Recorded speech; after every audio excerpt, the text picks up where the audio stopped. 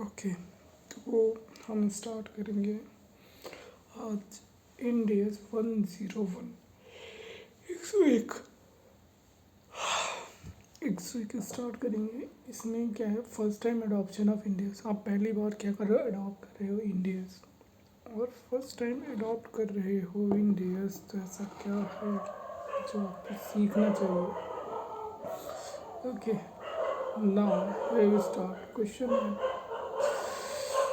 शौर्य limited. तो ये question read कर लिया। इसमें क्या है, इसमें कंपनी है जो फर्स्ट टाइम अडॉप्ट कर रही है इंडियस, और इसमें सारी इन्फॉर्मेशन दे रखी है, बैलेंस शीट दे रखी है एज़ पर कैप के अकॉर्डिंग, और हमें इंडियस के अकॉर्डिंग बनानी है। तो इस ईयर का बनेगा तो कंपेरेटिव लास्ट ईयर का ही बनेगा। तो बट इसमें 21 साल की इन्फॉर्मेशन है, 2 साल की इन्फॉर्मेशन भी नहीं है, ठीक है। तो इसमें पहली एडिशनल इन्फॉर्मेशन दे रखी है अदर करंट लायबिलिटीज़, जिसमें इंक्लूड है 3,90,060, टोटल 450 की है बैलेंस शीट में। अब 3,90,000 जो है, जो मुझे देना है कैश में, such as expense payable, salary payable etcetera, and 60,000 वो है जो स्टैचुरी गवर्नमेंट ड्यूज है। तो अब ये इंडियस की बैलेंस शीट में कहाँ आता है। ये इंडियस की बैलेंस शीट में अगर कोई भी लायबिलिटी आपको कैश में पे करनी होती है तो फाइनेंशियल लायबिलिटी होती है, फाइनेंशियल लायबिलिटी होती है तो आपको देना होता है फाइनेंशियल लायबिलिटीज़ के हेड में। तो ये जो करंट लायबिलिटीज़ है, इसमें लायबिलिटीज़ के अंदर यहाँ पे क्या है, फाइनेंशियल लायबिलिटीज़, करंट लायबिलिटीज़ के अंदर फाइनेंशियल लायबिलिटीज़ में आए, और ये 60,000 अदर करंट लायबिलिटीज़ में आएंगे, 60,000 अदर करंट लायबिलिटीज़ में आएंगे, ठीक है।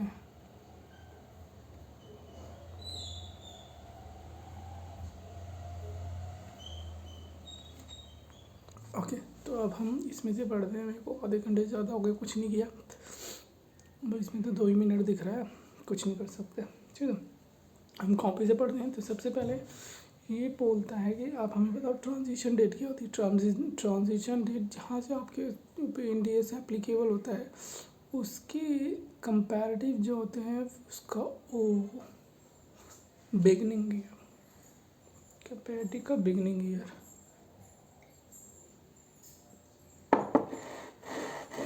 वही ट्रांजिशन होता है। क्योंकि आप एक कंपैरेटिव बना, एक फाइनेंशियल स्टेटमेंट बनाओगे तो उसके अंदर से एक इंडिया और एक वैसे भी आपके अकॉर्डिंग तो होगा नहीं, तो हम कंपैरेटिव भी बना देंगे। ट्रांजिशन रूल क्या कहता है, ट्रांजिशन रूल क्या कहता है, ओके। ये ट्रांजिशन रूल्स क्या है। ट्रांजिशन रूल्स, अगर आप ट्रांजिशन होता है, हम इसे क्या नहीं कंसीडर करेंगे, हम इसे चेंज इन पॉलिसीज़ नहीं कंसीडर करेंगे, ये चेंजेस पॉलिसी नहीं है। तो ट्रांजिशन फेज में आप क्या क्या कर सकते हो, आप मेजर कर सकते हो एसेट्स एंड लायबिलिटी को, रिक्लासीफाई कर सकते हो, उनकी हेडिंग को रिकॉग्निशन कर सकते हो, आप न्यू एसेट्स और लायबिलिटीज एज पर इंडियस, और डी रिकॉग्निशन कर सकते हो आप एसेट्स का। अब एक्सेप्शन और एग्जम्पशन क्या है। एक्सेप्शन, अगर ये इंडियस ये वाला कहता है कि भैया आपको जो ये ट्रांजिशन पे करना है, आपको रेस्ट्रोस्पेक्टिवली करना पड़ेगा, आप प्रॉस्पेक्टिवली नहीं कर सकते। अब एग्जम्पशन का मतलब है आप रेस्ट्रोस्पेक्टिवली नहीं, आप प्रॉस्पेक्टिवली भी कर सकते हो, बट दो एक है मैंडेटरी एग्जम्पशन कि आपको करना ही करना है प्रॉस्पेक्टिवली, ठीक है, और ऑप्शनल, आपकी मर्ज़ी आपको करना है या नहीं करना, ये इस पर डिपेंड करता है। अब मैंडेटरी एग्जम्पशन कौन कौन सी हैं। पहला एस्टिमेट्स, आपको रेस्ट्रोस्पेक्टिवली करना पड़ेगा। एस्टिमेट्स, मैंने वही एस्टिमेट लगाया, प्रोविज़न मेरा 5% बनना था डेटर पे, ठीक है, मैंने 5% बनाना था, अब आपको रेस्ट्रोस्पेक्टिवली लगाना पड़ेगा ये एस्टिमेट, ठीक है। दूसरा नेगेटिव एनसीआई, अगर कोई एनसीआई नेगेटिव हो जाती है तो आप उसको नेगेटिव दिखाओगे, क्योंकि आप शो कर सकते हो नेगेटिव।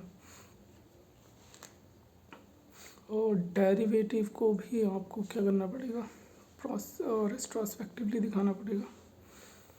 और government loan as concessional rates, ठीक है, ये 4 चीज़ें, estimate, derivative, government loan at concessional rate और नेगेटिव नॉन कंट्रोलिंग इंटरेस्ट, ये चारों चीज़ें आपको दिखानी पड़ेगी प्रॉस्पेक्टिव। रेट्रोस्पेक्टिवली आपको स्टार्टिंग से ही दिखाना पड़ेगा, बट ये क्वेश्चन में कभी आता नहीं। लेट मी चेक दी, अब मैं डिटेल में देखता हूँ।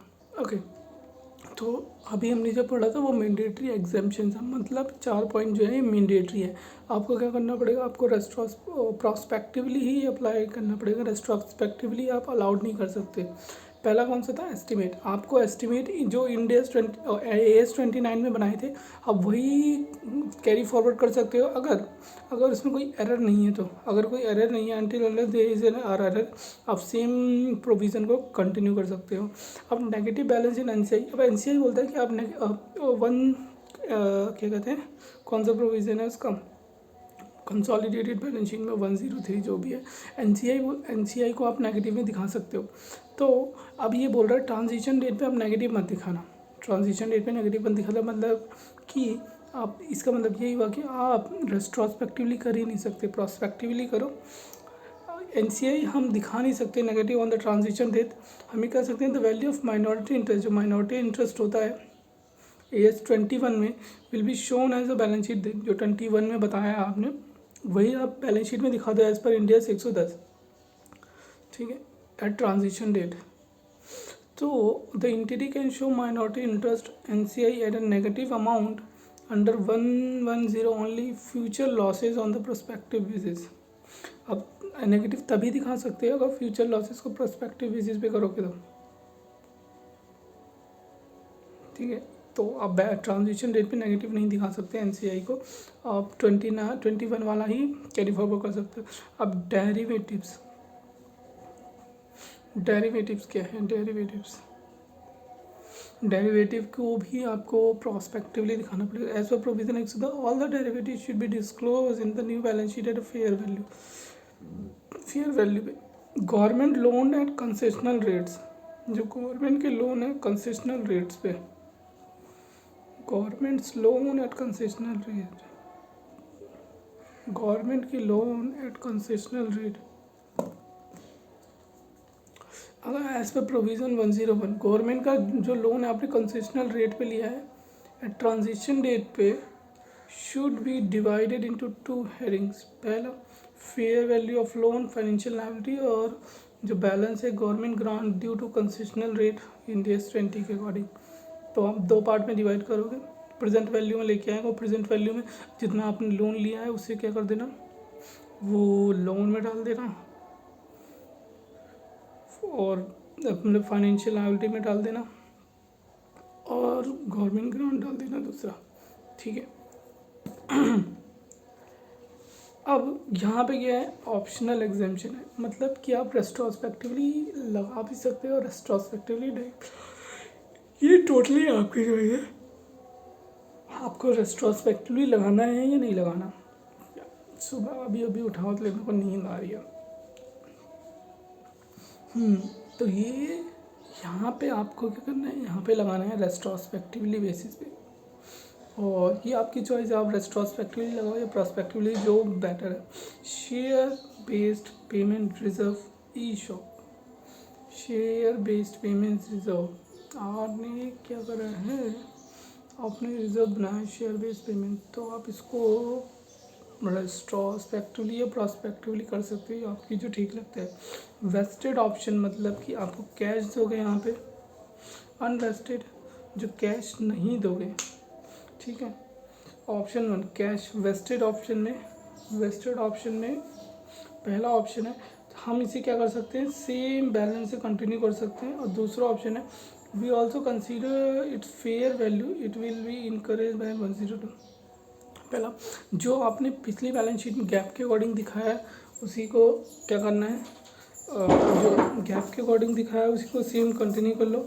और दूसरा ऑप्शन है कि हम उसे फेयर वैल्यू पे मेज़र करें तो इस बैलेंस शीट में कंटिन्यू करें। और अनवेस्टेड ऑप्शन होता है जिसमें हम कैश नहीं देते, तो इसमें क्या होता है आप इसे फेयर वैल्यू पे ही कंसीडर करो।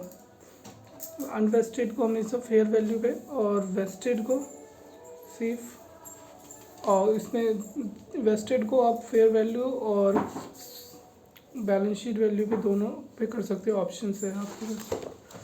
क्वेश्चन 7। ओके, तो इस क्वेश्चन में ये है कि भैया एक कंपनी के पास और क्या है, फर्स्ट टाइम अडॉप्ट कर रही है इंडिया और ट्रांजिशन डेट पे उसके पास स्टॉक ऑप्शंस है जो 75 वेस्ट हो चुके हैं, 75 ऑप्शन वेस्ट हो चुके हैं और 125 बचे हुए हैं। तो जो वेस्टेड ऑप्शन है आप उसको किससे मेजर करोगे, 102 लगाओ या तो मत लगाओ, अगर लगा रहे हो तो फेयर वैल्यू मेजर करो, अगर नहीं लगा रहे तो आप कैरिंग अमाउंट ही लेके चले जाओ, और जो अनवेस्टेड है आपको तो उसको 102 लगाना ही पड़ेगा, दैट्स इट। अब नेक्स्ट क्या है, नेक्स्ट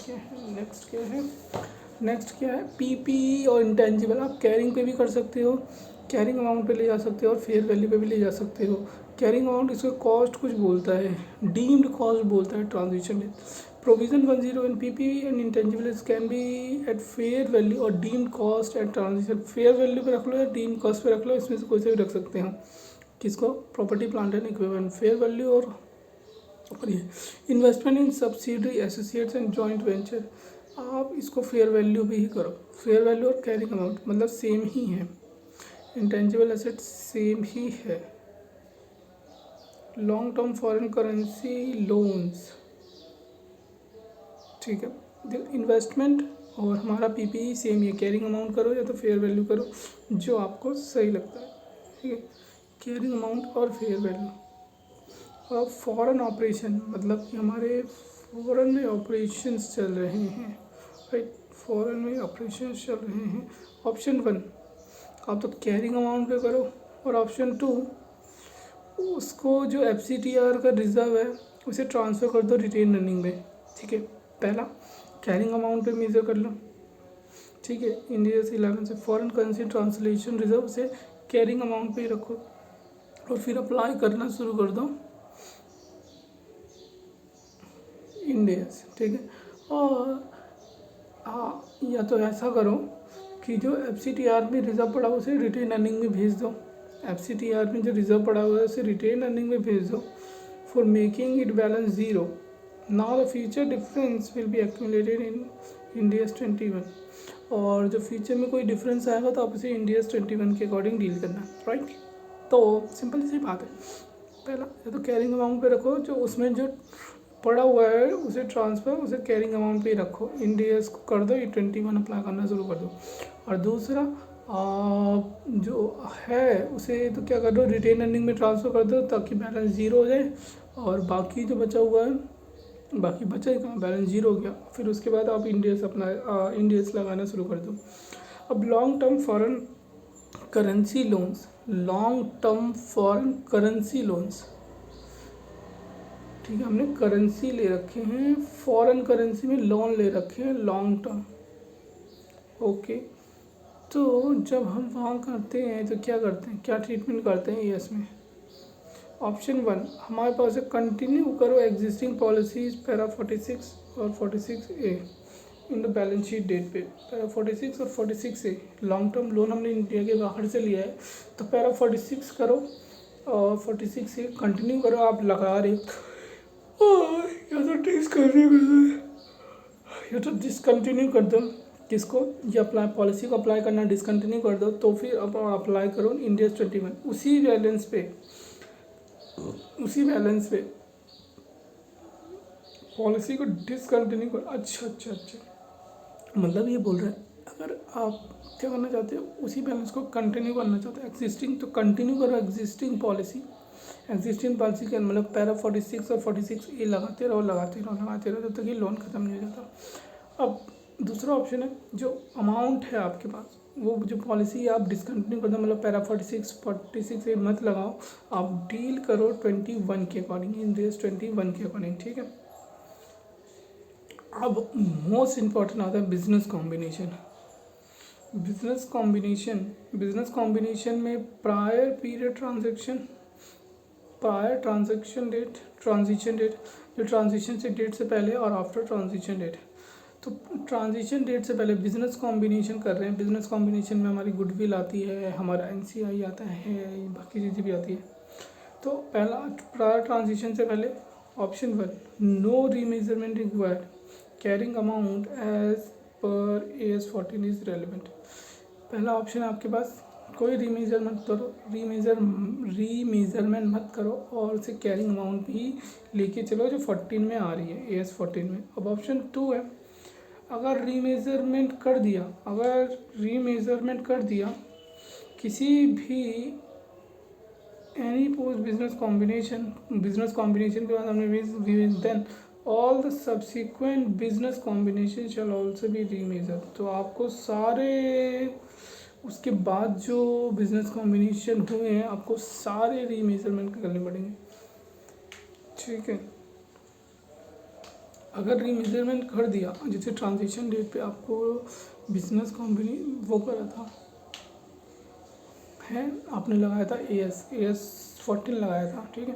अब AS 14 नहीं लगा रहे, आप क्या कर रहे हो,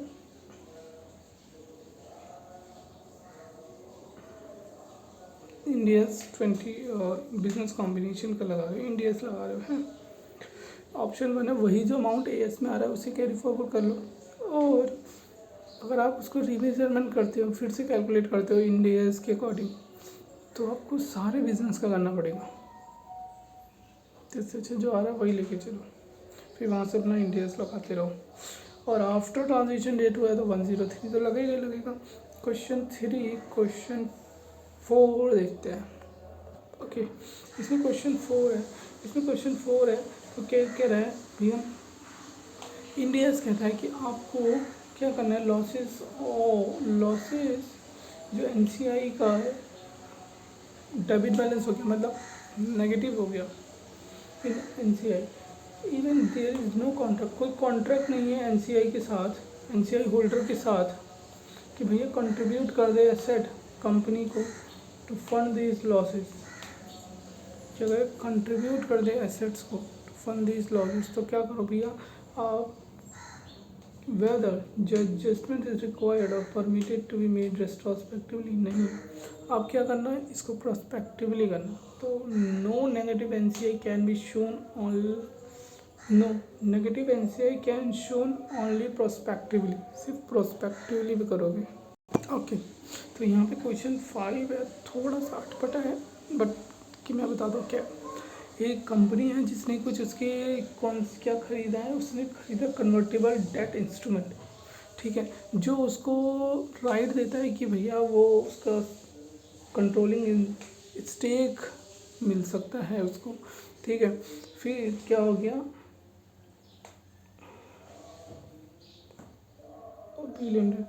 A लिमिटेड ने इवेलुएट करा कि भैया जो B लिमिटेड है हम उसको क्या मान सकते हैं, सब्सिडरी मान सकते हैं, और इसलिए हमें कंसोलिडेशन करना पड़ेगा अपने AS में।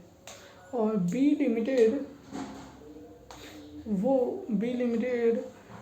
लिमिटेड को हम नॉर्मल AS लगाते हैं तो उसमें सब्सिडरी एसोसिएट नहीं बनता, बट इंडियस में बन रहा है, तो वो कैसे करेगा, consolidation transaction of Ind AS and exemption to avail the exemption लेने के लिए, और retrospectively restatement of combination retrospectively restate करेगा। ओके, इसमें ये है कि भैया जो SFS में होगा, स्टैंड अलोन फाइनेंशियल स्टेटमेंट, तो आप उसको क्या फेयर वैल्यू और कैरिंग अमाउंट कुछ पे भी कर सकते हो, कॉस्ट और फेयर वैल्यू जो the option of the company है। और CFS में आप क्या करोगे, कंसोलिडेट करोगे कैरिंग अमाउंट पे, ओपनिंग कंसोलिडेशन बैलेंस शीट, आप कैरिंग अमाउंट पे कंसोलिडेट करोगे एसेट्स एंड लायबिलिटीज़ की सब्सिडी को। गुडविल निकालने के लिए आप net asset plus NCI minus investment, net asset निकालने के लिए माइनस इन्वेस्टमेंट कॉस्ट और माइनस NCI करोगे तो गुडविल आ जाएगी, ठीक है। ओके, यहाँ पे क्वेश्चन 6 है। क्वेश्चन 6 क्या कहता है, A लिमिटेड की एक सब्सिडरी है B लिमिटेड, ठीक है। अब उस B लिमिटेड पे क्या हो रहा है, फर्स्ट टाइम इंडियस लग रहा है, ठीक है। फिर उसने क्या करा, जो भी बिजनेस कॉम्बिनेशन है हम उसको रिस्टेट नहीं करेंगे। B लिमिटेड कह रही है जो भी बिजनेस कॉम्बिनेशन है हम उसको रिस्टेट नहीं करेंगे, जो कैरिंग अमाउंट पे आ रहे हैं हम उसी पे रखेंगे, ठीक है। तो जो सब्सिडरी ने whether the amount जो सब्सिडी ने रिक्वायर्ड करा है need to be adjusted by preparing CFS of limited, क्या जो अमाउंट उसने अपनी बैलेंस शीट में लिखा है तो जब हम कंसोलिडेटेड फाइनेंशियल स्टेटमेंट बनाएंगे तो क्या उसको एडजस्ट करनी पड़ेगी? बिल्कुल हाँ करनी पड़ेगी, क्योंकि सब्सिडी को अपने होल्डिंग के अकॉर्डिंग ही सारे अकाउंट्स मेंटेन करने पड़ेंगे, जो होल्डिंग के बन रहे हैं वैसे ही उसके भी बनाने पड़ेंगे। तो जो रिस्पॉन्सिबिलिटी है सब्सिडी की वो एडजस्ट करेगी अपनी value as per the requirement of A limited. फिर दूसरा क्वेश्चन इसने पूछा,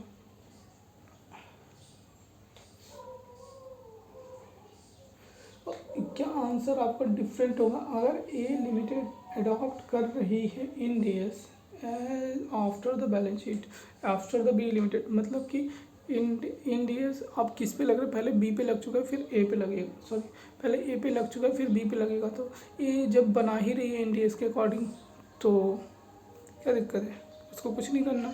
तो there is no adjustment by B limited because its balance is already as per Ind AS. Okay nice to meet you.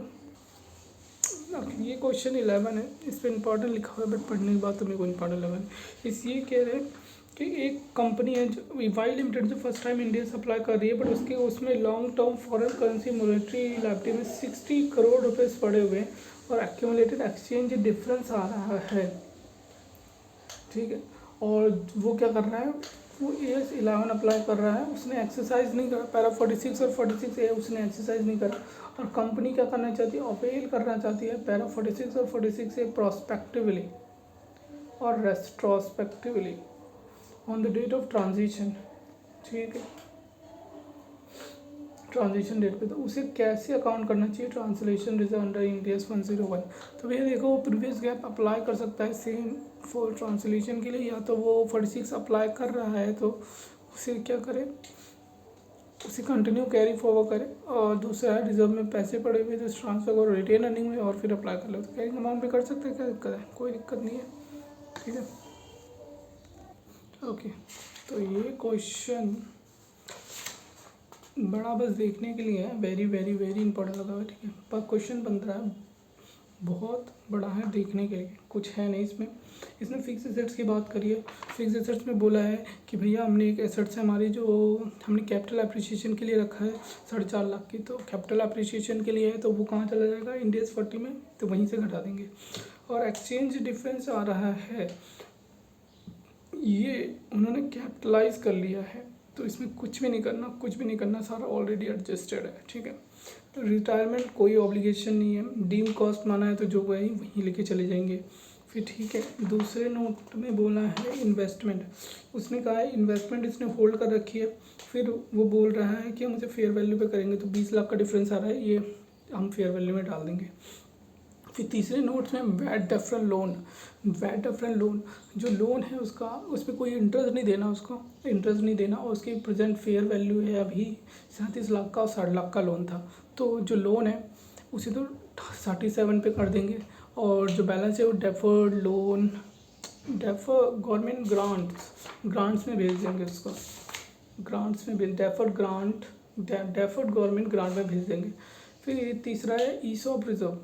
अब ESOP reserve 20,000 का है, तो एक वेस्टेड है, अनवेस्टेड है। वेस्टेड के पास आपके पास ऑप्शन है फेयर वैल्यू या कैरिंग वैल्यू, दोनों पे कर लो, अनवेस्टेड को आपको फेयर वैल्यू पे करना पड़ेगा। तो इसके पास 20 का था, तो कह रहा है भैया जो वेस्टेड है मैं उसको तो करूँगा क्या, कैरिंग वैल्यू पे, तो जो 12,000 का है, और अनवेस्टेड है उसको फेयर वैल्यू पे करूँगा, तो 12, 9, 21, 1,000 से ये बढ़ जाएगा, तो रिटेन अर्निंग भी हमारी घट जाएगी 1,000 से। और क्यूमुलेटिव ट्रांसलेशन डिफरेंस इसका पड़ा हुआ है किसकी वजह से, फॉरेन ब्रांच की एंट्री की वजह से। तो इसने बोला कि हम इसके बैलेंस को ज़ीरो कर देंगे, हाँ हमारे पास ऑप्शन भी होता है, या तो आप क्या कर लो, उसको सारा रिटेन अर्निंग में ट्रांसफ़र कर दो, फिर वहाँ से अपना अप्लाई करो इंडियस, और दूसरा है वो उसी कैरिंग वैल्यू पे लेके चलते रहो।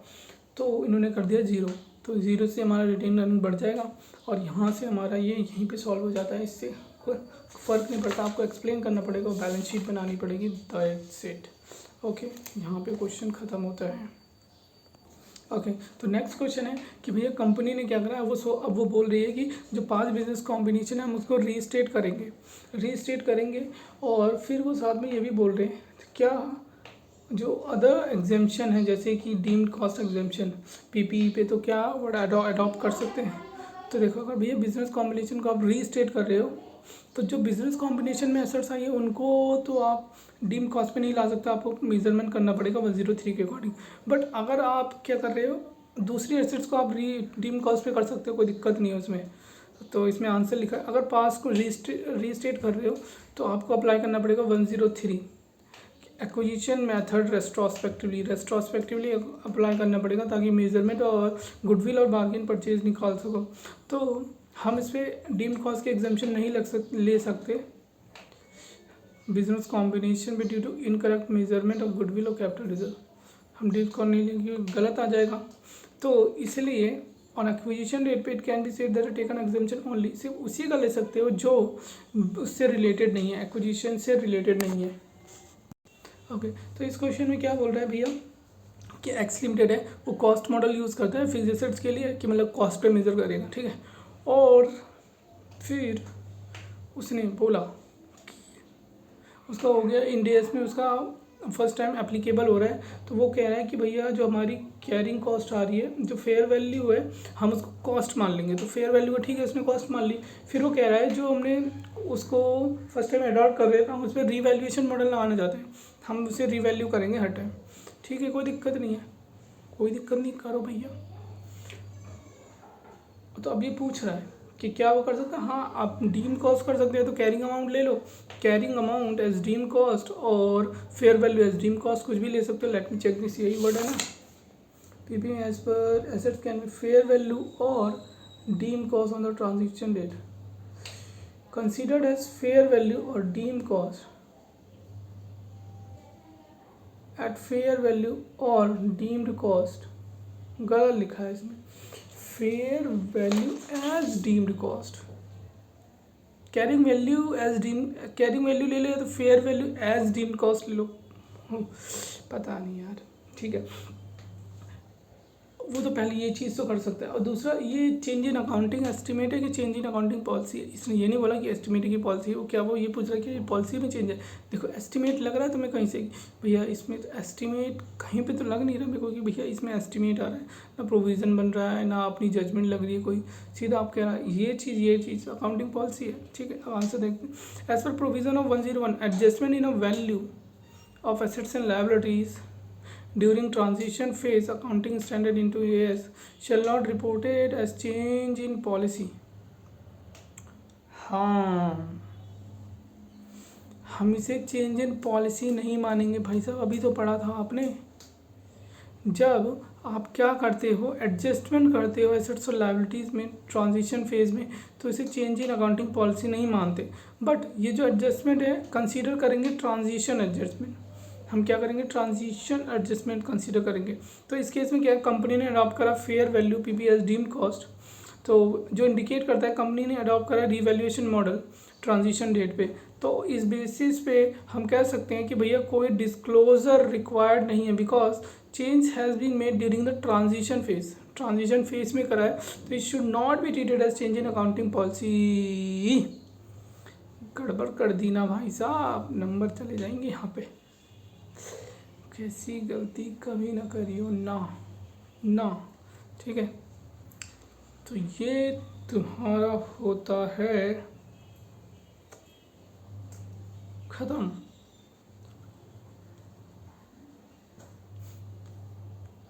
ओके तो ये क्वेश्चन 3 बोलता है कि भैया 2015 में उसे फर्स्ट टाइम इंडियस लगा और 2010 में उसने क्या लिया था, एक लोन लिया था।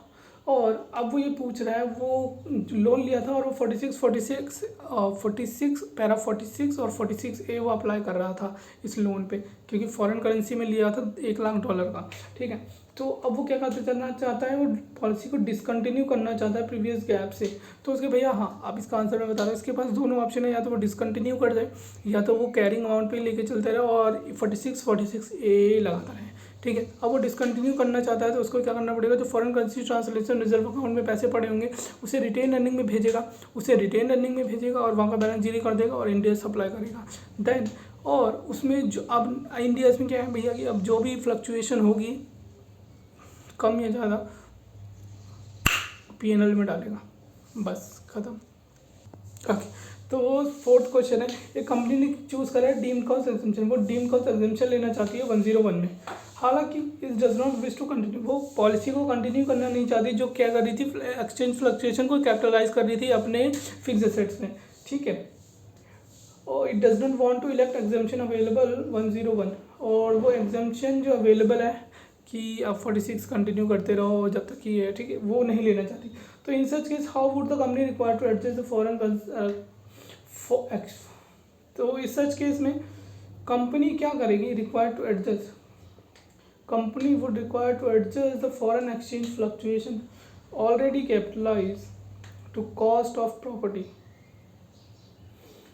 already capitalized to cost of property, plant and equipment under a GAAP.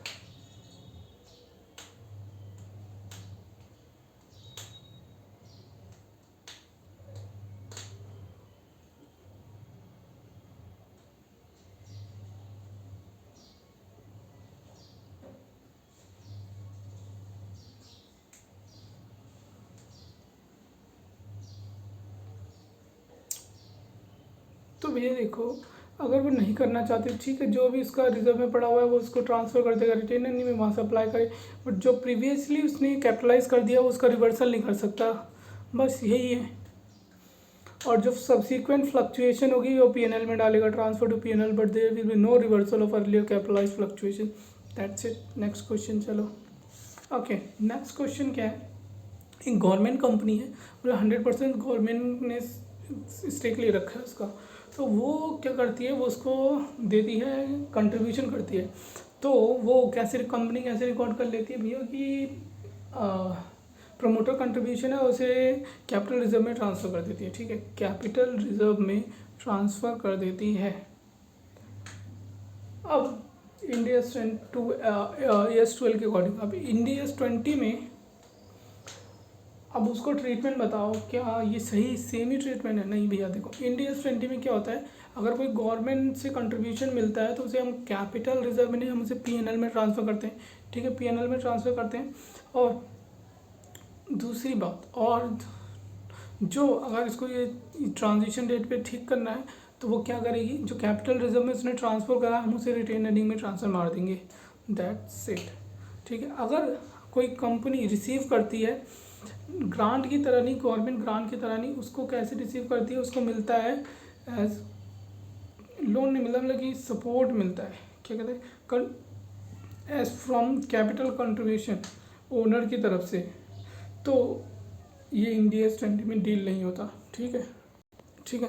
तो यहाँ पे क्वेश्चन है, कंपनी बी है, एक फॉरेन सब्सिडरी है किसकी, ए की, जो उसने IFRS अडॉप्ट करे, मतलब फॉरेन के अडॉप्ट करें, तो फॉरेन में है तो फॉरेन के अडॉप्ट करें अपना primary gap local financial reporting purpose के लिए। तो कंपनी बी जो है, जो कंपनी बी अपनी स्टेटमेंट बना रही है अकाउंटिंग स्टैंडर्ड्स के अकॉर्डिंग, जो 133 में है। कंपनी बी है फॉरेन में, कंपनी ए नहीं है, ठीक है। तो वो बी इंडिया मतलब AS के अकॉर्डिंग बना रही है for the purpose of consolidation with A के लिए, ठीक है। जब transition on the transition of A, जब ट्रांजिशन मतलब कि ए ट्रांजिशन हो गया, मतलब इंडियस उस पर अप्लाई हो रहा है टू इंडियस, तो what would be the previous gap of foreign subsidiary, तो प्रीवियस गैप क्या होगा फॉरेन सब्सिडरी का, मतलब कंपनी बी का अपनी फाइनेंशियल स्टेटमेंट के CFS के लिए। तो भैया देखो, जो प्रीवियस गैप में बना रहे थे पहले बना रहे थे, बट आपको यहाँ पे इंडियस अप्लाई करना पड़ेगा। जो प्रीवियस गैप था फॉरेन सब्सिडी का will be considered AS 11 according to transition was done from foreign currency to Indian rupees. So the foreign subsidiary statement है उसे हम कंसीडर करेंगे under transition phase from AS 11 to 21। जो वहाँ पे वो है ट्रांजिशन है वो AS 11 से 21 में आ जाएगा, और हम कंसीडर नहीं करेंगे IFRS as previous GAAP, because IFRS वहाँ फॉरेन कंट्री अलाउड होता है बस, ठीक है। ओके, ये यहाँ पे कॉपी का तो ख़त्म हो गया। अब क्या करना है हमें, वो RTP MTP के करने हैं, बहुत सारे क्वेश्चन हैं, 6 क्वेश्चन है, बहुत बड़े बड़े। लेट मी डू दिस, आधे घंटे में मेरे को करना है। ओके, तो भाई क्वेश्चन में तो बहुत टाइम लग गया करने में, वो भी स्टिल मैंने पेन भी नहीं उठाया, बिना पेन करा आधे घंटे लग गया। ओके, तो देखो अभी इसमें जो क्वेश्चन है मैं ट्रिक बता देता हूँ, थोड़ा सा आपको हेल्प हो जाएगा, गलती होने के चांसेस कम हो जाएंगे। फर्स्ट आपको सारे नोट्स रीड करने, एक नोट रीड करो, एडिशनल इन्फॉर्मेशन रीड करो, और ये जो बैलेंस शीट बनी हुई है वहाँ पे लिख दो कि कौन से किसका एडजस्टमेंट है। जैसे मान लो पहला है अदर करंट लायबिलिटीज़, अब अदर करंट लायबिलिटी में इंक्लूड करता है ये, अब मेरे पे एडजस्टमेंट मिल गई तो मैं बैलेंस शीट में देखूंगा अदर करंट लायबिलिटी का, अदर करंट लायबिलिटीज़ में होगा ना अदर करंट लायबिलिटीज़, अब मैं यहाँ पे लिख दूंगा 1, ठीक है। अब कोई और एडजस्टमेंट होगी तो जैसे long term loans and advances include 40,000, long term loans and advances मैंने एसेट्स में होगा long term loans and advances, अब यहाँ पे 2 एडजस्टमेंट है, ठीक है। दूसरा, अब तीसरा लिख दूंगा अदर नॉन करंट एसेट्स, मतलब अदर नॉन करंट एसेट्स, तीसरा आ गया, ठीक है। अब यहाँ पे अदर करंट एसेट्स चौथा है, अदर करंट एसेट्स, ठीक है। और फिर शॉर्ट टर्म प्रोविज़न यहाँ पे आ गया 5वां, ठीक है। और ठीक है, यहाँ पे ये सारे मैंने लिख दिए, ये इसकी एडजस्टमेंट है। अब मेरे को एडिशनल वो दे रखी है कि और बाकी चीज़ें पीपीई होगा तो ए लिख दूंगा, ठीक है, ए आ गया।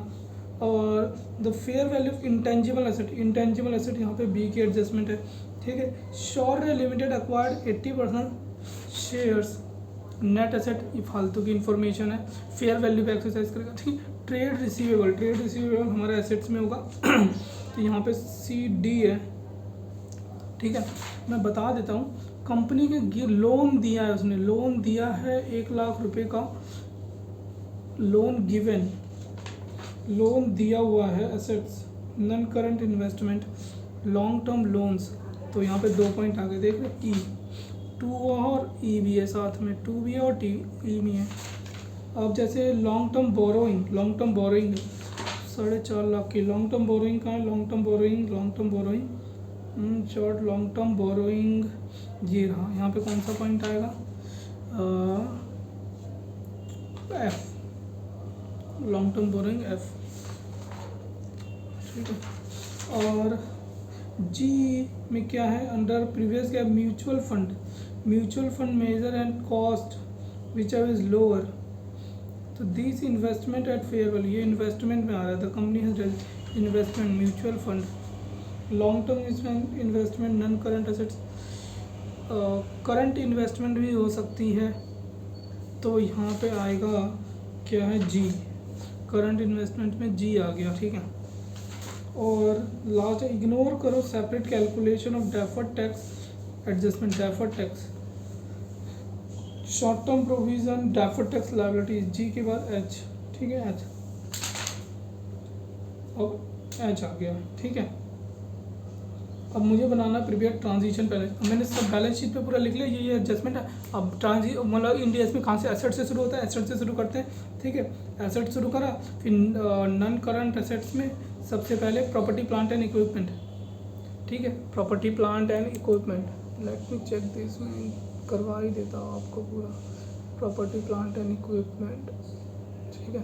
पीपीई आएगा, पीपीई में हमें दे रखा है ए कहाँ है भैया, ये दे रखा है, ये 10 लाख से यहाँ 20 से 5 लाख की एडिशनल हुई, हम फेयर वैल्यू उस पर कॉस्ट पे मेजर करते हैं, हमने फेयर वैल्यू भी करा, जिससे एडिशन होगी, रिटेन अर्निंग क्रेडिट हो जाएगी, एसेट डेबिट हो जाएगा, 5,000 का एडिशन हो जाएगा, ठीक है।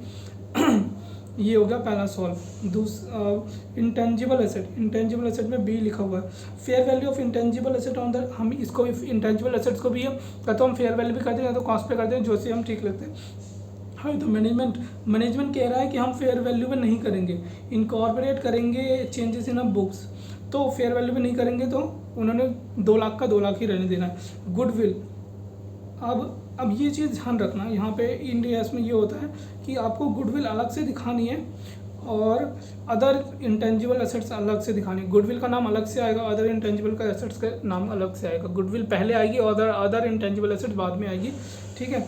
फिर अब आ गए तीसरा नॉन करंट इन्वेस्टमेंट, कुछ नहीं दे रखा, तो अब इसे हम फाइनेंशियल एसेट्स मान लेंगे, इसे डाल देंगे इसमें। अब long term loans and advances दे रखा है, 2 है, दूसरा है, और long term loans and advances include करता है 40,000 and the remaining amount was consisted staff loan staff को, ठीक है। Long term loans and advance include 40,000, तो ठीक है, ठीक है। तो मैं 40,000 ले लूँगा उसको लॉन्ग टर्म में, और ये 1,10,000 उसको अदर में डाल दूँगा, अदर नॉन करंट एसेट्स, ठीक है, अदर नॉन करंट एसेट्स में डाल दूँगा। लॉन्ग टर्म लोन 40,000 हो जाएगा। एक और एडजस्टमेंट है ई की। अब ई में क्या लिखा हुआ है कि कंपनी ने लोन दिया था, कंपनी ने लोन दिया था 1 लाख का, जिसकी फेयर वैल्यू है, कंपनी फेयर वैल्यू 50 है, फेयर वैल्यू के 50 है, 1 लाख का लोन दिया तो फेयर वैल्यू 50 है, और कैरिंग अमाउंट है मेरी 40, ठीक है। तो मेरा 10,000 एडिशनल हो जाएगा। तो यहाँ पे मैं क्या करूँगा, 40,000 प्लस 10,000 50,000 हो जाएगा, और अदर नॉन करंट एसेट्स में मैं 1,10,000 आ जाएगा। फाइनेंशियल एसेट्स में ही other non current assets, other financial asset, sorry, other non current other financial asset 1,10,000 हो गया, वहाँ पे 40 और 10 50 हो गया। अदर नॉन करंट एसेट मेरी सेम ही आएगी। अदर नॉन करंट एसेट में other non current 2 lakh consist capital advances, और उसने कैपिटल एडवांस कराया किसको, सप्लायर को, तो ये फाइनेंशियल एसेट्स तो है ही नहीं, फाइनेंशियल एसेट्स तो है ही नहीं, ठीक है। तो ये हमारे उसमें आ जाएगा। फिर अब हम आते हैं करंट एसेट्स पे। करंट एसेट्स में भी सबसे पहले इन्वेंट्री आती है, तो इन्वेंट्री में कुछ नहीं लिखा तो इन्वेंट्री चुपचाप छाप दो ऊपर ही। फिर आते हैं फाइनेंशियल एसेट्स। फाइनेंशियल एसेट्स पे आता है तुम्हारा सबसे पहले ट्रेड रिसीवेबल। ट्रेड रिसीवेबल या करंट इन्वेस्टमेंट डाल लो, कुछ भी कर लो। चलो करंट इन्वेस्टमेंट में जाते हैं जी पे। जी पे कह रहा म्यूचुअल फंड कितने का था, 2 लाख का था, और ये 2,30,000 का हो गया। एसेट्स को हम क्या कर सकते हैं, फेयर वैल्यू कॉस्ट पे कर सकते हैं, तो हमने फेयर वैल्यू करा 30,000 इंक्रीज हो गया। Current asset 18 plus 30, 18 lakh plus 30,000 investment में 18,30,000 की हो गई। इन्वेंट्रीज में कुछ इन्वेंट्रीज हमने पहले ले चुका है। फाइनेंशियल एसेट हम ट्रेड रिसीवेबल में आते हैं। ट्रेड रिसीवेबल में डी बोल रहा है कि ट्रेड रिसीवेबल में इंक्लूड है 20,000 provision for doubtful debt measure in according with the gap as per the latest estimate inside the provision need to be revised. अब उनके पहले प्रोविजन बना हुआ है 20,000 का, ठीक है, और ट्रेड रिसीवेबल मेरा 9 लाख का है। 20,000 का प्रोविजन, अब वो कह रहे हैं हमने अभी रिवाइज करा तो कितने का हो गया, 25,000 का हो गया। तो भैया हम प्रोविज़न को तभी करेंगे, प्रोविज़न को हम रिवाइज तभी करेंगे, अपने इंडियंस को तभी लेके आएंगे जब कोई प्रीवियस उसमें एडजस्टमेंट में कुछ प्रीवियस प्रोविज़न में कोई एस्टिमेट एरर आ गया होगा, तभी हम करेंगे, वरना अदरवाइज नहीं करेंगे। तो हमारा जो ट्रेड रिसीवेबल है 9 लाख का 9 लाख ही आएगा, ठीक है। अब करंट फाइनेंशियल एसेट्स में कैश एंड कैश बैलेंस आता है पूरा 10 लाख, कोई एडजस्टमेंट नहीं है। अदर करंट एसेट्स में क्या है, 4th point, other current assets में इंक्लूड करता है current receivable in cash and cash. अच्छा, तो ये अदर करंट एसेट इसे फाइनेंशियल एसेट्स में रहने दो, 3.5 की 50 को डाल दो other current asset, other financial assets, other current asset उसको उसमें ही रहने दो, और 50 उसमें आ जाएगा, ठीक है। अदर फाइनेंशियल एसेट और अदर करंट एसेट 50 इसमें आ गया। तो यहाँ पे मेरी एसेट्स खत्म। अब आ जाओ तो लाइबिलिटीज़ पे, ठीक है। लाइबिलिटीज़ में शेयर कैपिटल तो वैसे ही रहने दो। रिजर्व एंड सरप्लस 25 है, आपको सारी प्लस माइनस जो भी करके आएगा, ये तो लास्ट में ही करना, ये तो एंड का काम है, ठीक है। लॉन्ग टर्म बोरोइंग में मेरे में दे रखा है, क्या कौन सा है, क्या लिखा है, पी लिखा है, क्या लिखा है, अरे यार, long term advances, long term borrowing में क्या लिख दिया मैंने, लॉन्ग टर्म बोरोइंग एफ है, अच्छा ये एफ है 4.5 लाख का, ठीक है। एडजस्टमेंट में क्या बोला है, एफ है लॉन्ग टर्म बोरिंग 4.5 लाख की है, due to the state government, interest payable on the government 4%, however the prevailing market में रेट 8% है। तो fair market value of loan stand 4,20,000, तो लोन का 4,20 है, हमने कितने में 4,50 में 3 का बेनिफिट हो गया, तो कम कर देते हैं हम लोन को, ठीक है। बोरोइंग 4.5 लाख ही कर रखी है, लेट मी देख, यहाँ पे नोट है मेरा, मैच नहीं करा इससे आंसर, ओके। तो इसने बताओ क्यों नहीं किया, क्योंकि ये इसका जो क्या था 4.5 लाख से 4,20,000 था, इसको बेनिफिट हो रहा था, और जिसने इससे प्रीवियस गैप में करा होगा, इसने उस चीज़ को रिकॉर्ड नहीं करा होगा, मतलब कि इक्विटी और उसको अलग अलग नहीं किया होगा, तो जो बेनिफिट होगा वो रिकॉर्ड नहीं करेगा और जो कैरिंग अमाउंट है उसी के साथ जाएगा। तो 4.5 लाख का कैरिंग अमाउंट है तो 4.5 लाख के साथ ही जाएगा। ठीक है, लॉन्ग टर्म प्रोविज़न में हमारे पास कोई नोट्स नहीं है, अब मैं अगला कर रहा हूँ। नॉन लॉन्ग टर्म प्रोविज़न में कोई नोट्स नहीं है तो वैसे वैसे ही छाप देंगे। ठीक है, प्रोविज़न तो हमारा फाइनेंशियल एसेट्स फाइनेंशियल लाइबिलिटीज़ नहीं है तो प्रोविज़न अलग आ जाएगा। लॉन्ग टर्म प्रोविजंस में लॉन्ग टर्म प्रोविज़न। ठीक है, लेट मी चेक दिस। इससे बैलेंस शीट भी आपको याद हो रही ना। Other trade receivable financial liabilities, other financial liabilities नहीं ऊपर है। हाँ, बोरोइंग के बाद आगे फाइनेंशियल लाइबिलिटीज खत्म, फिर प्रोविजन 3.5 लाख का कोई इसमें चेंज नहीं है। फिर डेफर्ड टैक्स लाइबिलिटीज दे रखा है 3.5 लाख रुपए की। डेफर्ड टैक्स लाइबिलिटीज नोट है हमारा एच है। इग्नोर करो separate calculation of deferred tax above adjustment. ठीक है, एज्यूम करो नेट डेफर्ड इनकम 50 की एज इंडियस ट्रांजिशन। 50 की इनकम हुई है, 50 कम कर दो, 3 का बना दो। ठीक है, ये भी खत्म हो गया 50 का। और कुछ, हाँ, ट्रेड पेबल करंट लाइबिलिटीज में आ गए। ट्रेड पेबल हमारा क्या है, फाइनेंशियल लाइबिलिटीज है तो यहाँ पे कोई नोट नहीं है तो सीधा सीधा वैसे ही छाप दे। अदर करंट लाइबिलिटीज एक दे रखा है, एक पहला अदर करंट लाइबिलिटी में 3,90,000 पेड करना है कैश में सच एज एक्सपेंस सैलरी और 60,000 स्टैचुरी गवर्नमेंट ड्यूज है। तो ठीक है, अदर करंट लाइबिलिटीज में 4.5 में से कितना कम कर दो, 60,000 कम कर दो तो अदर करंट लाइबिलिटीज में वही रहने दो और 3,90,000 और 60,000 को अदर फाइनेंशियल लाइबिलिटीज दिखा दो, ये स्टैचुरी ड्यूज दिखा दो। Financial liability other financial liabilities तो आ गया उसमें 390 और जो स्टैचुरी ड्यूज़ है वो दिखाएंगे other current liabilities. Statutory dues other current liabilities जाएगी। Other current liabilities with short term provision में 5वां है। जो शॉर्ट टर्म प्रोविजन है इंक्लूड डिविडेंड पेबल 2 लाख का। Dividend payable has been result in a board meeting where has declaration of dividend financial year 17-18 was made however subject to approval of share holder in the annual general. अभी अप्रूव नहीं हुआ ना, आपने उसमें PNL में डाल दिया, इसको हटाओ, वहाँ से हटाओ, प्रोविज़न से हटा दो। आपने जो प्रोविज़न कर रखा है शॉर्ट टर्म प्रोविज़न्स में 12 का कम करके और 10 कर दो और यहाँ पे हमारा ये मैच हो जाएगा। और जो भी चेंज है 540 का पूरा एडिशन उसमें डाल दो। नहीं, 10,000 वहाँ पे ऐड हुए थे, 30,000 हमारा म्यूचुअल फंड था, 10,000 हमारा लोन्स की फेयर वैल्यू थी हमने जो करी थी और 50,000 था हमारा डेफर्ड टैक्स डिक्रीज़ हो गया था और 2 लाख का भी बेनिफिट हुआ है, हमने डिविडेंड नहीं करा तो 2790 हो गया। और 2790 हम उसमें 21 में रिजर्व एंड सरप्लस में डाल देंगे 2790।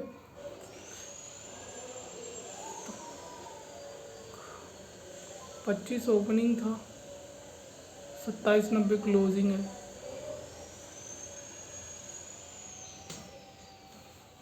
तो ये क्या है, टोटल 2790 है ना।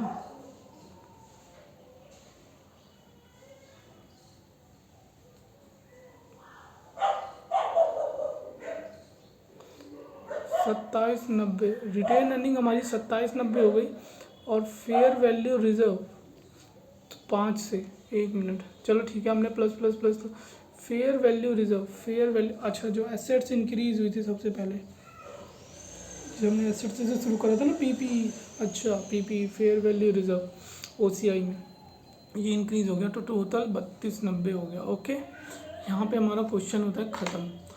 ओके ठीक है, अब हम नेक्स्ट क्वेश्चन करते हैं। ओके, तो एक और क्वेश्चन है, मैं बुक वाला ही कर रहा हूँ पहले जो मेरे पास बुक में अवेलेबल है। ठीक है, RTP में 19 का है।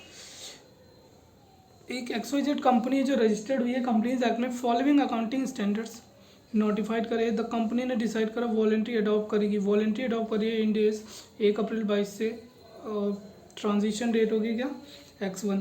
कंपनी एक वोली ऑन सब्सिडी है उसकी और एक जॉइंट वेंचर है who is into the manufacturing of automobile. The consolidated financial statement under India RS under opening and closing का CFS दे रखा है मेरे को। ठीक है, और इंडियस के अकॉर्डिंग इंडियन गैप के अकॉर्डिंग बना हुई है उसकी balance sheet. Share holder fund से शुरू हो रहा है, नॉन करंट एसेट लाइबिलिटीज फिर non current asset.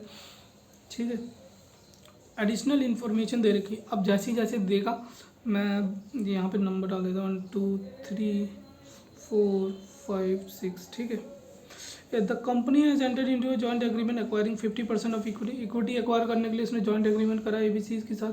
Presently the same has been accounted as per the proportionate consolidated method, ठीक है। The proportionate share of assets and liabilities of ABC limited include the consolidated financial statement of ABC limited as under. The investment in the nature of joint venture 111 50% है। तो अच्छा, तो इसको अपने में add कर लेना है बस, ठीक है। Property plant and equipment PPE पहला, दूसरा long term loans and advances दूसरा, तीसरा क्या है ट्रेड रिसीवेबल, तीसरा ट्रेड रिसीवेबल। अब इसके बन जाएंगे ना। चौथा क्या है अदर करंट एसेट्स, चौथा है अदर करंट एसेट्स। पांचवा है ट्रेड पेबल, पांचवा है ट्रेड पेबल। और छठा है शॉर्ट टर्म प्रोविज़न, ठीक है। तो अब इसमें क्या करना है, नॉर्मली मेरे को जैसा लग रहा है कि ये जैसे पीपीई है तो ये और उसका 50% ऐड कर दो, इसका 50% 600 ऐड कर दो। देख लेते हैं आंसर में।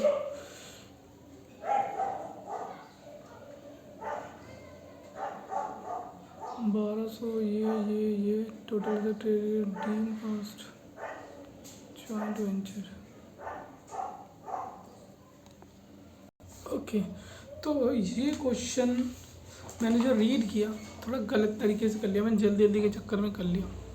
अब देखो मेरे को रीड करा तो क्या पता चला ठीक है। XYZ वॉलेंट्री अडॉप्ट कर रही है इंडिया और कंपनी के पास एक वोली ओन सब्सिडी और एक जॉइंट वेंचर है, ठीक है। एक वोली ओन सब्सिडी, एक जॉइंट वेंचर है जो एक मैन्युफैक्चरिंग ऑफ ऑटोमोबाइल करते हैं, मैन्युफैक्चरिंग स्पेयर पार्ट करते हैं ऑटोमोबाइल का। कंसोलिडेटेड फाइनेंशियल स्टेटमेंट ये रहा, ठीक है। दोनों का कंसोलिडेटेड फाइनेंशियल स्टेटमेंट ये रहा। एडिशनल इन्फॉर्मेशन में क्या है, कंपनी ने एंटर्ड करा जॉइंट वेंचर में जो एक्वायर कर रहा है 50% of equity share capital of ABC limited का, ठीक है। The same presently the same has been accounted as per proportionate consolidation method. इसको अकाउंट कर लिया कैसे, प्रोपोर्शनेट कंसोलिडेशन मेथड में। कैसे, प्रोपोर्शनेट कंसोलिडेशन मेथड में, ठीक है। The proportionate share of assets and liabilities of ABC limited included in the CFS of XYZ limited as under. ये जो प्रोपोर्शनेट मेथड जो दे रखी इन्होंने एसेट्स एंड लायबिलिटी, ये इंक्लूड है और कंसोलिडेटेड में 17, 18, 18, 19 में। अब ये मेरे से पूछ रहा है कि जो कंपनी है उसे अप्रोच कर रही है कि एडवाइस करो accounting adjustment which are required to be made at the opening balance sheet as 1 April X1। तो 1 अप्रैल X1 में मुझे क्या एंट्री करनी चाहिए, ठीक है। अब यहाँ पे क्या करना है आपको, सबसे पहले यहाँ पे आपको वो निकालनी पड़ेगी वैल्यू किसकी, net asset deem cost of joint venture निकालनी पड़ेगी मेरे को। अच्छा, तो उसके लिए क्या चाहिए, मेरे पे एसेट्स एंड लायबिलिटीज है बट गुडविल भी चाहिए। तो उसके लिए क्या करना पड़ेगा, उसके लिए आप पहले नेट एसेट निकालो, ठीक है। नेट एसेट निकालो किसका, ये कंसोलिडेशन का, एसेट्स प्लस लायबिलिटी। अरे ले रही हूँ भाई, एक सेकंड, ठीक है। अब पहले जो कंसोलिडेटेड हो चुकी है, ओपनिंग की पूछ रहा है तो ओपनिंग की करना। तो ओपनिंग का क्या है, नेट एसेट निकाल लो। ओपनिंग का net asset total assets minus liabilities short term ही करना, बाकी मत करना, ठीक है। तो मेरी आ गई नेट एसेट आ गई। फिर नेट एसेट में आ गई। अब जो मेरे को ये वैल्यू दे रखी है, यहाँ भी नेट एसेट निकाल लो। तो अब मेरी जो वैल्यू आई है, ठीक है, 1825 की नेट एसेट आई है इसकी जॉइंट वेंचर की, और मेरी उसकी वैल्यू आई है 23,137। तो इसका मैं परसेंटेज निकालूंगा तो ये 7%, 7.88 आ रहा है। अब पूरे इसमें जॉइंट वेंचर कंसोलिडेटेड में गुडविल कितनी है, 1507। तो 119 गुडविल उसकी हो जाएगी। जब उसकी गुडविल आ जाएगी तो 1825 प्लस 1825 प्लस 119, तो 1944 मेरी नेट एसेट रहेगी, net cost of joint venture. अब net cost of joint venture आएगी तो बस अब इसमें से गुडविल एसेट्स वो माइनस कर लो। क्या माइनस करोगे, जैसे यहाँ पे दे रखा है पीपीई, तो मेरे को पीपीई में से इतना माइनस कर लेना है। 1200, ठीक है। जो गुडविल में से अभी मेरा आया है, गुडविल मेरा जितना भी आया होगा 119 माइनस कर लूँगा, ठीक है। Long term loans and advances ये माइनस कर दूंगा, ये माइनस कर दूंगा, हाँ यहाँ पे ध्यान रखना, इन्वेस्टमेंट इन प्रॉपर्टी के बाद आपको इन्वेस्टमेंट इन जॉइंट वेंचर भी ऐड करना पड़ेगा, बाकी माइनस कर दो, सारी चीज़ें माइनस कर दो और यहाँ पे आपका आ जाएगा आंसर, ठीक है। यहाँ पे ऐड होगा ये इन्वेस्टमेंट इन जॉइंट वेंचर, बाकी सब माइनस होगी कि जो आपने वहाँ से निकाली है, ठीक है। बाकी सारी माइनस होंगी, जैसे से लाइबिलिटीज दे रखी है, इवन ऑन गुडविल भी माइनस होगा, एक ही चीज़ ऐड होगी, यही सबको हटा के एक चीज़ आ जाएगी, बस ख़त्म। तो यहाँ पे हमारा ये क्वेश्चन भी होता है कंप्लीट। ओके, ये क्वेश्चन बड़ा प्यारा सा है, छोटा पड़ा चुन्नू मुन्नू सा। इसने एक कंपनी है जो प्रेजेंट करे अपना फाइनेंशियल स्टेटमेंट इन डेज के अकॉर्डिंग, और 1 अप्रैल को इसने ये सारी एडजस्टमेंट करी है, ठीक है। ये सारी एडजस्टमेंट करी है, कंपनी लैंड को फेयर वैल्यू में करना चाहती है, वह फेयर वैल्यू में करेगी, कैरिंग वैल्यू 4.5 है और फेयर वैल्यू 10 है, तो ठीक है, आप 5.5 ऐड कर लो, रिटेन अर्निंग में जाएगा, ठीक है। दूसरा, कंपनी के ने रिकॉग्नाइज करा प्रोविज़न फॉर डिविडेंड और distribution tax. Provision dividend 60 lakh का है और डिस्ट्रीब्यूशन टैक्स 18 लाख का, तो अब हम इसे नहीं देंगे, अब इसको भी कर लो ऐड, तो 6.8 हो गया। कंपनी का फेयर वैल्यू इन्वेस्टमेंट है, इंक्रीज हो गई, फेयर वैल्यूएशन 0.75 लाख, 75 लाख से इंक्रीज हो गई, तो ये भी ऐड कर लो, क्या दिक्कत है। और कंपनी का इक्विटी शेयर कैपिटल 80 कर, अरे यार बंद कर, ठीक है। फिर इसकी इक्विटी शेयर कैपिटल दे रखी है 80 लाख रुपए की, इसको मैं ऐसे ही रफली सॉल्व कर दूँ। इक्विटी शेयर कैपिटल दे रखी है 80 लाख रुपए की, 80 करोड़ की, सॉरी, और रिडीमेबल प्रेफरेंस शेयर्स है कितने, 25 करोड़ के, ठीक है। और जो रिजर्व एंड सरप्लस है वो है 95 का, जिसमें से 40 करोड़ जनरल रिजर्व है, 5 करोड़ कैपिटल रिजर्व है, बाकी जो बचा वो रिटेन अर्निंग है। और कंपनी ने क्या कर दिया, इक्विटी शेयर्स को बोल दिया कि भैया ये फाइनेंशियल लायबिलिटी है। तो अब बताओ, balance of total equity as on upper balance बताना है मेरे को, क्या total equity and other equity का 1 अप्रैल X1 को आफ्टर ट्रांजिशन ऑफ इंडेस, मेरे को ये सारी चीज़ें करके 1 अप्रैल को बताना है और रिकन्सिलेशन भी दिखाना है, ओके, ठीक है। अब मैं आपके सामने करता हूँ। तो मेरे पास पहले है कितने, 95 करोड़ नहीं, 80 करोड़ है इसमें, ठीक है, 80 ये रहा, और 95 में से जनरल रिजर्व है मेरे पास 40 करोड़, ठीक है, 40 करोड़ का जनरल रिजर्व है, कैपिटल रिजर्व है 5 करोड़ का, और ये हो गया 45, जो बचा हुआ है रिटेन अर्निंग है, ठीक है, रिटेन अर्निंग है 95 माइनस 45, तो 50 का, ठीक है, 50 का रिटेन अर्निंग। अब ये पहले क्या ऐड हुआ, यहाँ पे 50 का रिटेन अर्निंग कर देंगे, ठीक है। अब यहाँ पे ऐड करो जो रिवैल्यूएशन हुआ था कितने का, 5.5 CR का, ठीक है। फिर ऐड करेंगे डिविडेंड वाला 0.78 का हुआ था। फिर ये इंक्रीज़ हुआ था हमारा, क्या हुआ था इंक्रीज, फेयर वैल्यू इंक्रीज़ हुई थी, और कुछ है नहीं। तो 5.5 प्लस 0.78 प्लस 0.75, तो 7.03,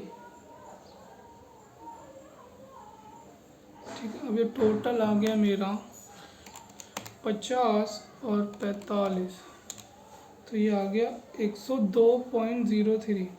अब इसको टोटल करो 80, 182.03। अब मेरे को इसका रिकन्सिलेशन करना है, ठीक है। यहाँ पे 80 आया मेरा इक्विटी, ठीक है, 80 आया मेरा इक्विटी, प्रेफरेंस शेयर्स अब नहीं है, 95 मेरा आ गया क्या, रिजर्व एंड सरप्लस, ठीक है। ये कितना हुआ, 80 प्लस 95 175। अब जो मेरा ये था प्रेफरेंस शेयर्स, ये मेरा माइनस हो जाएगा, इक्विटी में चला जाएगा। नहीं तो पहले ऐड तो करो उसको, पहले ऐड तो करो, 25 ऐड तो करो, तभी तो माइनस करोगे। यहाँ 200 करके फिर मैंने माइनस कर दिया, मेरा बचा 175, ठीक है। अब जो प्लस माइनस हुई है बस वही करते जाओ। तो 5.5 हुआ, 0.78 हुआ है और 0.75 हुआ है। ख़त्म। 5.5 0.7 प्लस 0.75 प्लस 0.08 तो 7.03 175 तो 182.03 आ गया। ठीक है, ख़त्म। एक मैच भी करके दिखाता हूँ। ठीक है, जीजी लिमिटेड एक लिस्टेड कंपनी है जो फर्स्ट प्रिपेयर कर रही है अपनी फर्स्ट इंडियाज़ फाइनेंशियल स्टेटमेंट 31 मार्च X3 के लिए। तो उसके हिसाब से ट्रांजिशन डेट हुई X1, ठीक है, X2 X3 तो X1 X2, ठीक है। अब एक the functional and presentation currency is rupees, ठीक है, रुपीज़ में। Financial statement as the end of the year X3 contain 31 March में क्या है, कंटेन कर रही है एक फाइनेंशियल स्टेटमेंट में एक क्या statement explicit and unreserved statement of compliance with Ind AS, कि भैया इंडियस के अंडर आप कंप्लायंस करेंगे। प्रीवियसली इट वाज यूजिंग, पहले वो यूज़ कर रहे थे इंडिया। तो it already publish is financial interim result Q1, 2 and 3, वो तीनों पब्लिश कर चुके हैं ऑलरेडी X2 X3 की, in accordance with India's 34 and India's 101। तो जो इंटरिम फाइनेंशियल रिपोर्ट है इंक्लूडेड है रिकन्सिलेशन में both total comprehensive and the equity, total comprehensive income में भी इंक्लूड है एंड इक्विटी में, क्योंकि रिकन्सिलेशन करना पड़ता है। Since issuing the interim financial report, जब से फाइनेंशियल रिपोर्ट इशू करी है उसके मैनेजमेंट ने कंक्लूड करा है that accounting policy choices applied at interim, जो अकाउंटिंग पॉलिसी हमने अप्लाइड करी है किस पे, इंटरिम पे, वो चेंज हो जानी चाहिए फॉर फुल ईयर के लिए। ठीक है, तो हमसे पूछ रहा है हाउ शुड जीजी लिमिटेड को कैसे डील करना चाहिए change in accounting policy under Ind AS framework. Ind AS frame में अगर अकाउंटिंग पॉलिसी चेंज होगी तो कैसे डील करोगे। अब समझाऊँ क्वेश्चन, तो हम क्वेश्चन क्या बोल रहा है, क्वेश्चन भैया ये बोल रहा है एक लिस्टेड कंपनी है, वो फर्स्ट टाइम लगा रही है X3 में और ट्रांजिशन पीरियड X1 है, और ऑलरेडी वो क्या कर चुकी है, 3 क्वार्टर की रिपोर्ट इशू कर चुकी है।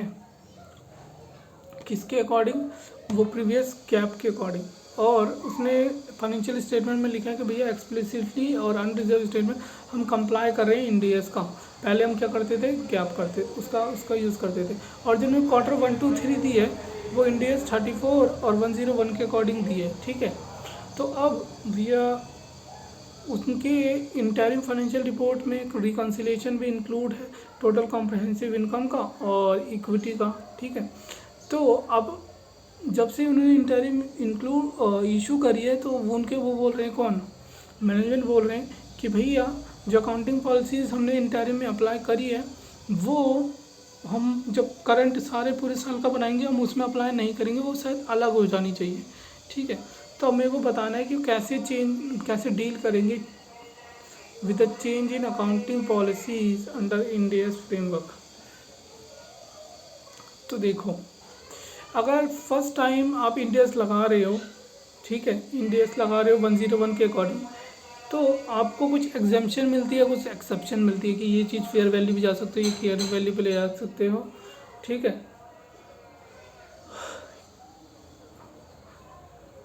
और बोलता है कि भैया आप सेम अकाउंटिंग पॉलिसी लगा सकते हो जो ओपनिंग बैलेंस पड़ा हुआ है balance sheet through all period presented. तो ये ओवरराइड कर देता है 8 है, जो इंडियस 8 है को ओवरराइड कर देता है फॉर डिस्क्लोज़र से के लिए, कि भैया आप डिस्क्लोज़र मत करो, ये अप्लाई नहीं होता। ठीक है, तो जी लिमिटेड ये ओवरराइड कर देता है इंडियस 8 को, और आप डिस्क्लोज़र नहीं दे सकते, मतलब डिस्क्लोज़र नहीं देना चाहिए इस केस में। अब जी लिमिटेड क्या करेगा, ये एक्सप्लेनेशन इंक्लूड करेगा कि भैया change in policy since the, हमारे में क्या हुआ है, इंक्लूड करनी चाहिए explanation of change in policy that जो उसने मेड करी है जब से फाइनेंशियल इंटरिम फाइनेंशियल रिपोर्ट से, अपनी नोट्स में फाइनेंशियल स्टेटमेंट के अकॉर्डिंग विद 27 है 101, तो जो disclosure notes is likely to include information similar to what Ind AS would otherwise require. ये उसी की तरह होगा जैसे इंडियाज 8 चाहता है, to help the user to financial statement understand the changes, ताकि वो क्या कर सके, चेंजेस को अंडरस्टैंड कर सके जो उसने करे। और एंटिटी को क्या करना चाहिए, वो इंश्योर करना चाहिए रिकन्सिलेशन हो किसका, टोटल कॉम्प्रिहेंसिव इनकम का और इक्विटी का, जैसे अभी हमने पिछले वाले क्वेश्चन में किया था, वो करना चाहिए। ठीक है, presented in first India's financial statement according with 24 India's. तो अपडेट फ्रॉम दोज अपडेटेड होना चाहिए ये included in interim financial report जो रिफ्लेक्ट करे अमेंडेड अकाउंटिंग पॉलिसी। तो यहाँ पे ये क्वेश्चन इतना ही है, सारे के सारे नहीं, अभी 7 क्वेश्चन। ओके, ये इसमें 7 क्वेश्चन है, 7 से ज़्यादा तो नहीं है, अब इससे ज़्यादा, हाँ 7 क्वेश्चन है, मैं 4 कर चुका हूँ, 3 बचे हुए, राइट, 1 2 3 4। अब मैं इसको करूँगा कुछ टाइम बाद तो मेरे को नहीं लगता कि होगा, बट बाद में करूँगा, देखते हैं कब होता है। तो आज कर लूँगा कभी भी, एक एक दो करके, एक करके रीड करके, एक करके रीड करके, ऐसे कर लूँगा। ऑलमोस्ट बहुत टाइम हो गया इसमें, 4 घंटे से ज़्यादा हुए, 3:55 मिनट्स, 3 hours 55 मिनट्स। तो यहीं पे ख़त्म करते हैं, बाय बाय।